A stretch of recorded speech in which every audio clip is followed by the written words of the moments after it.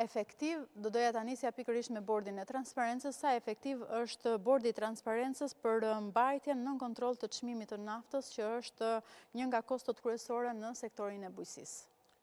Për thënë të vërtetën, bordi i transparencës mund mbulon një pjesë jo të rëndësishme të faktorëve që rrisin çmimin e naftës.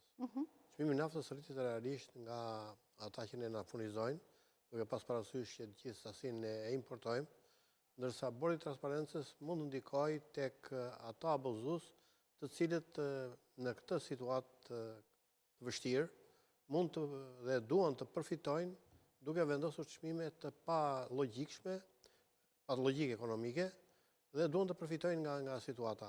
Vetëm këtë mund të bëjë bordi i transparencës.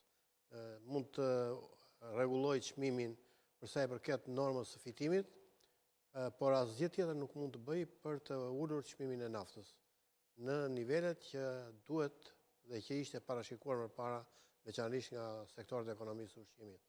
Kështu që të mos presim kush e di çfarë nga bordi i transparencës, sepse gama që ai vepron, hapësira që e vepron është shumë e vogël, në kuptimin që ai mund të ulë çmimin në nivele pothuaj të papërfillshme për sa i përket rritjes.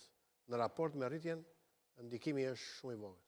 Dhe ashtu sikur se ne kemi bërë të ditur që prej ditës së shtunë, çmimi i naftës është fiksuar në nivelet e 218 lekëve. Këto ditë është vënë re edhe një rritje e çmimeve të prodhimeve vendase